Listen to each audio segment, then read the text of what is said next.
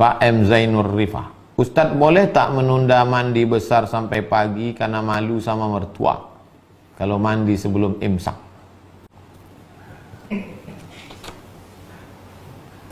Imsaknya sekarang jam piro?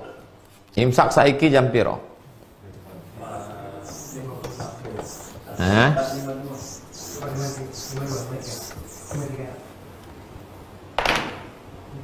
Imsak di Pekanbaru Riau jam 4.49.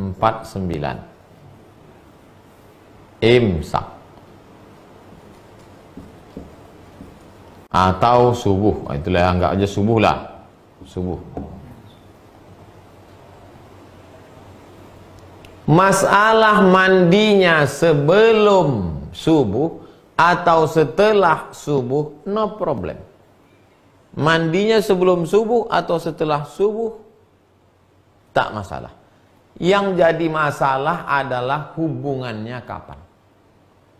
Yang tak boleh itu hubungannya setelah subuh. Nah, itu yang tak boleh. Adapun hubungannya sebelum subuh, mandinya setelah subuh, tak masalah. Mana dalilnya?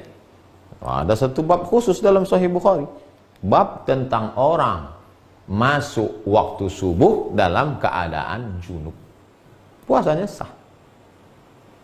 Nabi SAW idza qada hajatahu, kalau dia menunaikan hajatnya, dia berhubungan, kadang dia mandi, tapi kadang dia berwudu saja, lalu kemudian dia tidur.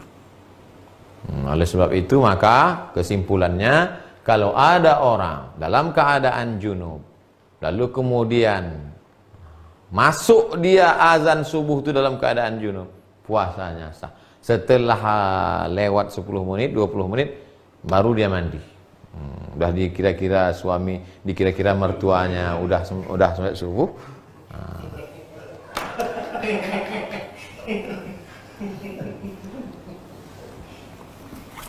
Begitu Pak Zainur Rifah. Ibu Purwi Astuti. Assalamualaikum Ustaz. Waalaikumsalam. Bagaimana sikap kita terhadap orang tua yang masih non muslim, yang selalu saja bersikap tidak baik ke kita? Ibu Purwi Astuti,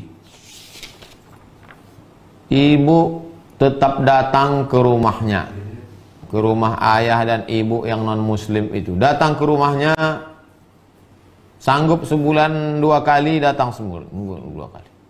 Papa, mama, saya belum bisa datang setiap seminggu sekali karena setiap hari Ahad saya dengan anak dan suami di rumah. Tapi untuk hari Ahad kedua dan Ahad keempat jangan, tak ada duit, nanti payah beli buah. Papa, mama, Ahad pertama, Ahad ketiga kami datang. Ahad pertama datang ke situ karena duit masih ada, gaji. Ahad ketiga, Ahad keempat sudah tak ada duit. Papa, mama, kami tetap datang Ahad pertama dengan Ahad ketiga. Datang. Belikan buah, belikan makanan, belikan yang sesuai kemampuan. Sampai di rumah itu, selamat pagi, selamat sore, selamat siang, cium tangannya, peluk dia, dengarkan ceritanya. Dicaci makinya engkau, Ibu Purwasuti, dasar kau binatang, monyet kau, diam aja. Jurusnya diam aja. Tahan-tahankanlah. Anggap aja dengar radio rusak. Dah habis selesai agak 1 jam, permisi.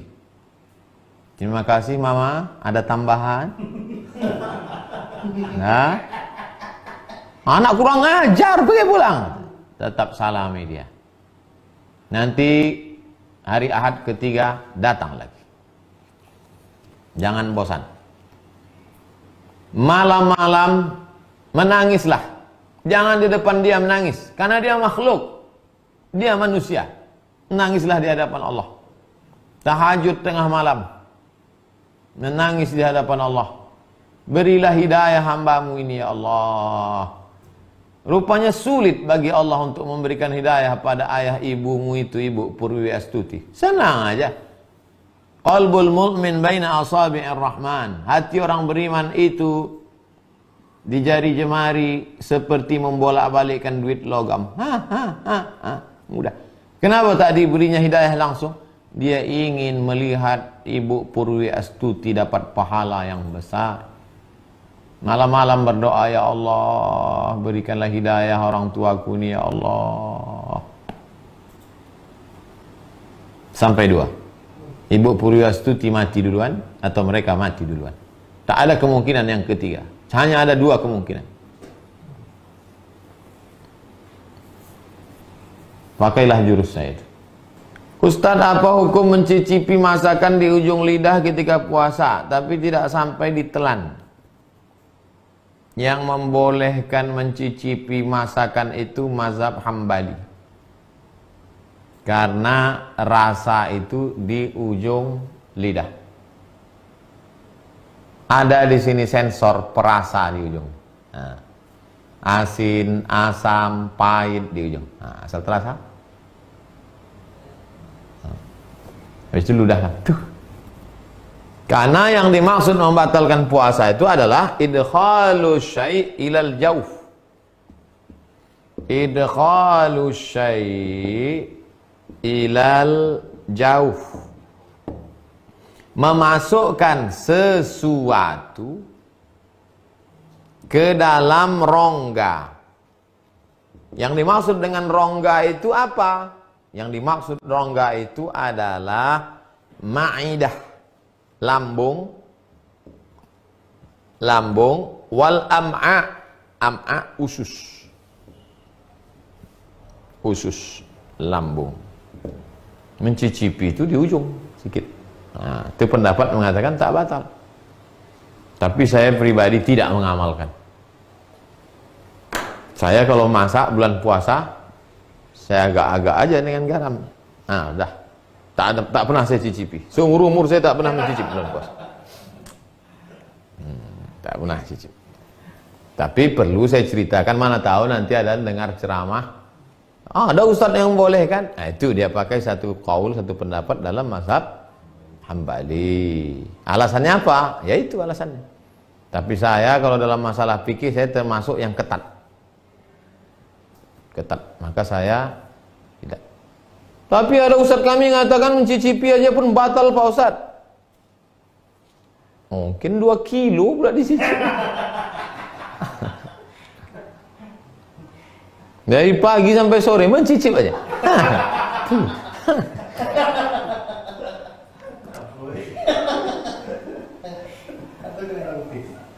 Empat, Ustadz, bagaimana cara menghadapi suami yang sering sensitif sejak kena PHK? Memang sejak wabah corona ini, Ibu, orang sikap sensitivismenya meningkat. Orang yang kena PHK itu perlu dipahami psikologisnya sama macam orang sakit gigi. Orang sakit gigi itu senyum pun kita disangkanya ngejek dia. Senyum kita, hai, apa kau ejek-ejek aku? Nyanyi pun kita risau dia. Apalagi nyanyi lebih baik sakit gigi daripada sakit hati. Jadi ibu pandai-pandailah sekarang. Pandai-pandai. Nampak dia macam agak-agak mengamuk, jauh sedikit. Udah agak-agak dingin, dekat. Apalagi udah dekat azan-azan maghrib.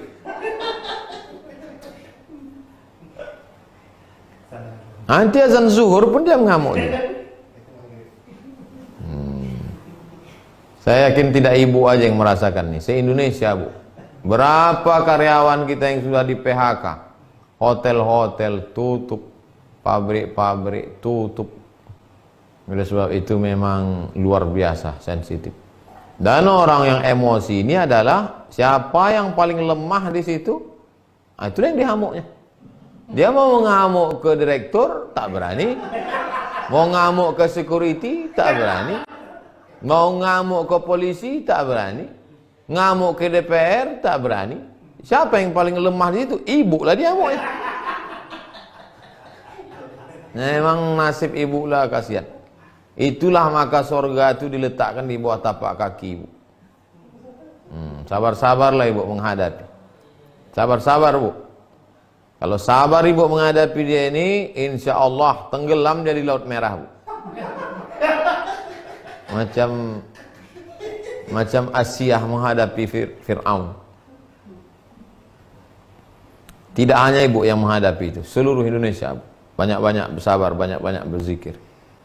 Terakhir Ibu Desi, Ustadz, bagaimana cara membebaskan diri dari perbudakan pekerjaan? Banyak sekarang orang diperbudak pekerjaan. Apa batasannya?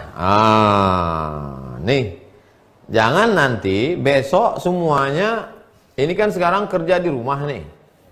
Tiba-tiba ditelepon sama atasan. Assalamualaikum. Waalaikumsalam. Gimana laporan kerjaan selama di rumah? Jangan sampai kita diperbudak pekerjaan.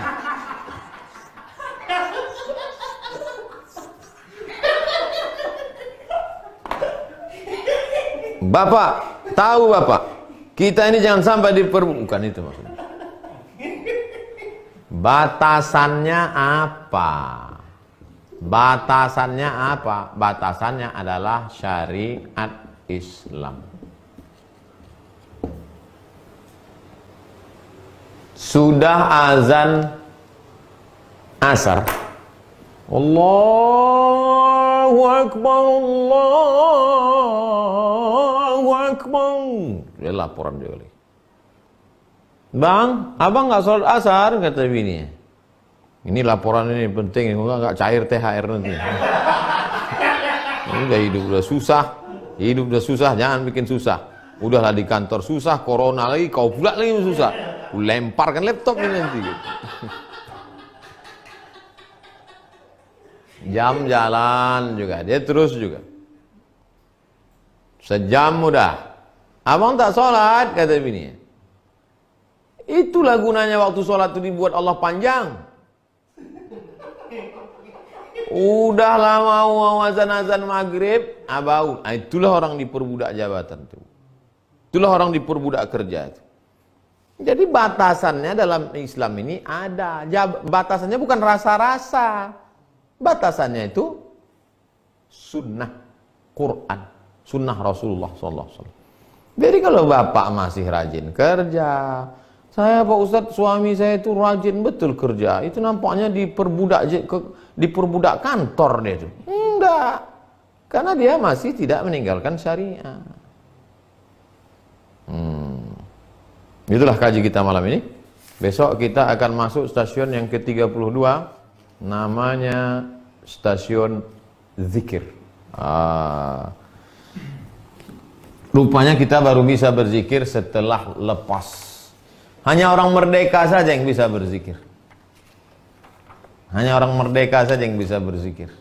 Orang yang masih diperbudak pasar, maka mulutnya berzikir, hatinya di pasar. La ilaha illallah cabai, la ilaha illallah bawang, la ilaha illallah tomat. Orang yang masih diperbudak kantor, maka zikirnya zikir kantor. La ilaha illallah SPPD, la ilaha illallah gaji 13, la ilaha. Jadi yang bisa berzikir itu orang yang sudah hurriyah. Ini nyusunnya ini bukan tanggung-tanggung nyusun. Lepas dari segala keterikatan, baru masuk bab zikir. Jangan kemana-mana. Boleh kemana-mana, tak apa-apa. Besok kita jumpa di stasiun zikir. Terima kasih segala perhatian. Mohon maaf segala kekhilafan. Subhanakallahumma wa bihamdika asyhadu an la ilaha illa anta astaghfiruka wa atubu ilaik. Wa sallallahu ala sayyidina wa syafi'ina wa zukhrina wa maulana Muhammad wa ala alihi wa sahbihi wasallam walhamdulillahi rabbil alamin. Assalamualaikum warahmatullahi wabarakatuh.